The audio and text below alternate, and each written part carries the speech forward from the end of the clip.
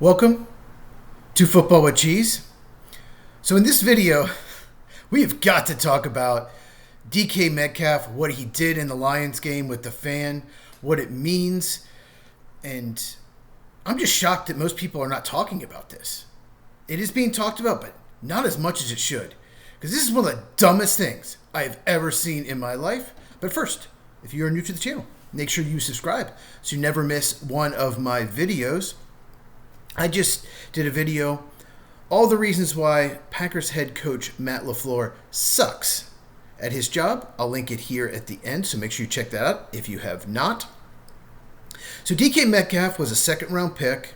He was drafted by the Seahawks. He was traded in the offseason to the Steelers, and they gave him a 4-year, $132 million contract extension. Okay? $60 million in guaranteed money between his signing bonus and the 2025 and 26 salaries. So not only did they give him a second-round pick for him, a second-round pick in 2025, they gave him a ton of money, so he's not going anywhere.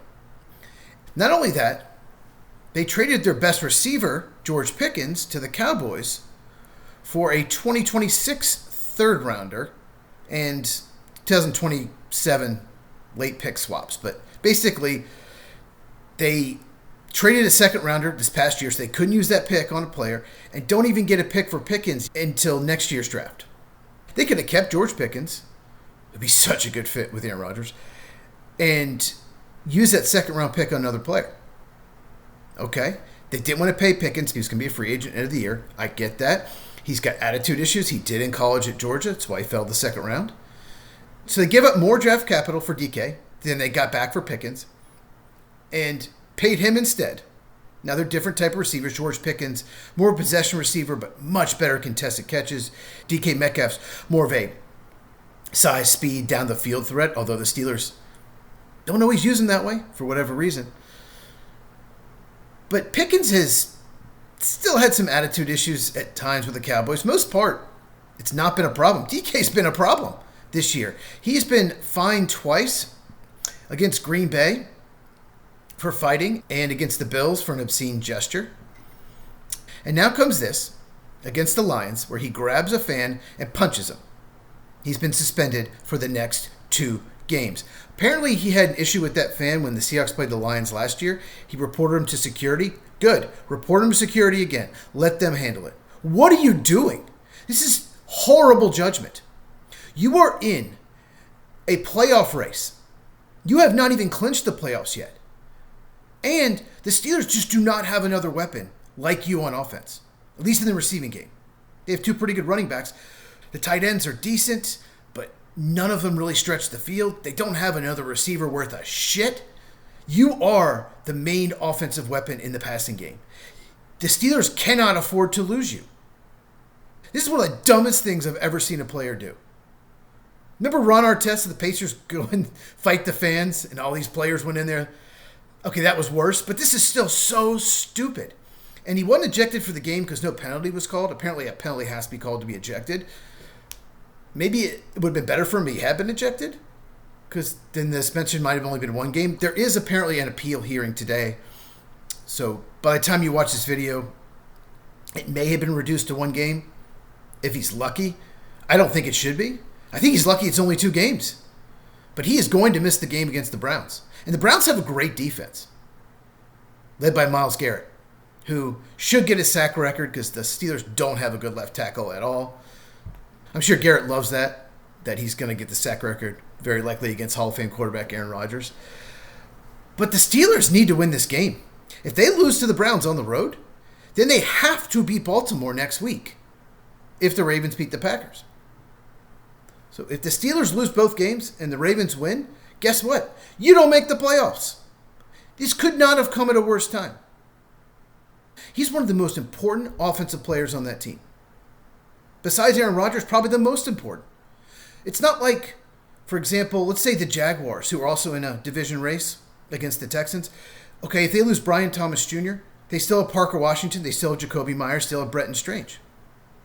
If you lose DK Metcalf, who else you got? Pat Freiermuth's your next best weapon, maybe? Ugh. This could not have come at a worse time.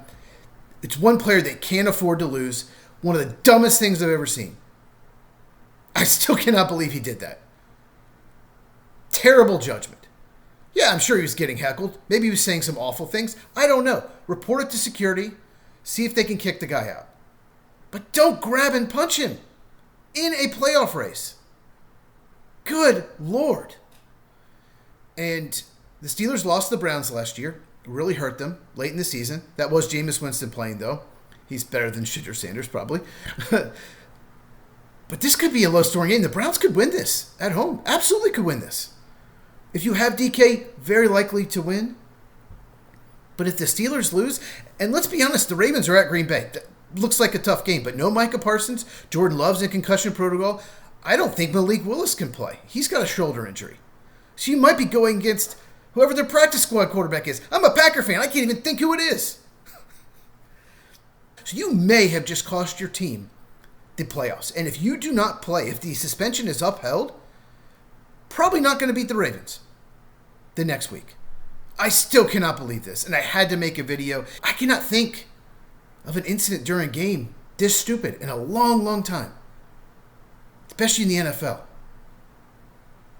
And I'll leave you with this. The Steelers were all in this year. Because they got Aaron Rodgers. They were all in. We just need to improve the quarterback. Our quarterback play's been bad the last 3 years. Let's just improve that, and that'll get us over a hump. That'll get us to win the division, become a contender. But the problem is, they decided not to trade or draft another receiver who could play opposite DK Metcalf. And because the front office didn't address that, it's their biggest weakness, this could really cost them the playoffs. It's just beyond me that they're in this situation anyway. But DK Metcalf, he's not going anywhere with that contract. And I'll say this, the Steelers could void the rest of his salary for this season and $45 million in future guarantees if they choose to do so.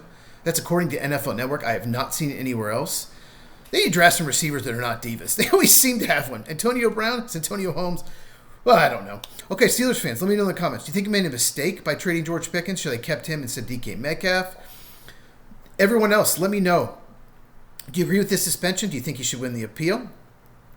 Lights Out podcast tonight. Me and Mike, 8 Eastern, 5 Pacific, where we talk baseball, college football, and, of course, NFL. Link in the description. You can see it right here on the screen. Share this with anyone who loves football as we continue to grow the channel. I've had a lot of new subscribers in the last week, so I really appreciate that. I cover all 32 teams on this channel. Give me a thumbs up if you enjoyed it. Really helps out. Like I said, comment down below. Comments help as well. Once again, check this out if you have not, and I'll see you in the next video.